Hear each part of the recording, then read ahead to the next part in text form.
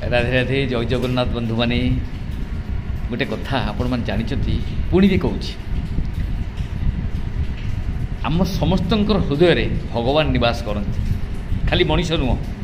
सचराचर जीव जगत में जिते प्राणी अच्छा मनीष को लेकिरी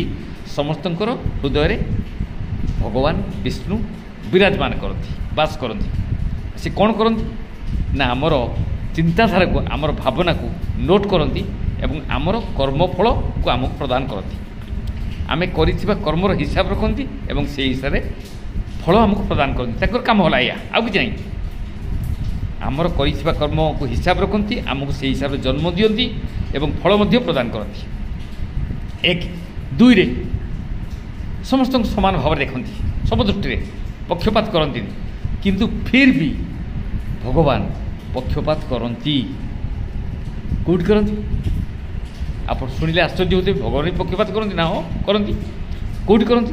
ना तांकु जी भक्त जो भक्तटी तांकु भजन करे निष्काम भाव किछि मागे ना किंतु भजन करे किछि मागे ना कौन मागे ना भगवान को दर्शन केवल मागे भगवान को ही केवल मागे आउ किछि मागे ना निजर पार्थिव संसार जिनस किछि मागे ना केवल भगवान को ही मागे तांकु जी तांको मागे सी हूँ निष्काम भक्ति जे केवल मु तते दर्शन करी तू मोर दरकार आउ किछि नुह जी निष्काम भाव ये भक्ति करती भगवान कौन करती ना ताकू मध्य से भक्तटी को मध्य भजन करती निष्काम भाव जो भक्तटी भगवान को भजन करे भगवान तार पश्चात धावन करती पचे पचे गोड़ाती ताकू भजन करती ताकू चिंतन करती भगवान चिंता करती ता कथा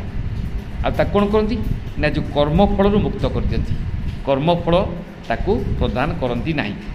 कर्मफल से भागी नुह तार कौन कर्म जाक सब पोड़ी जली पाउंस हो जाए जो काम से करुच्ची से कर्मर फल से पाए ना किंतु पाए कौन पाए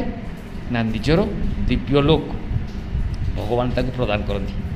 भगवान ताकू निजर निवास को नहीं जाती निजर लोक को नहीं जाती निजर धाम को नहीं जाती एवं सेठी ताकू आनंद सर्वानंद प्रदान करती केवल आनंद ही से रहे ठाकुर साक्षात्कार सदा सर्वदा लिए सर्वदा सबुदिन लगी तार छुटकारा पाई जाए भगवान को धाम रे निवास करे से लोग जी निष्काम भाव में भगवान को चिंतन करे भगवान एटी पक्षपात करती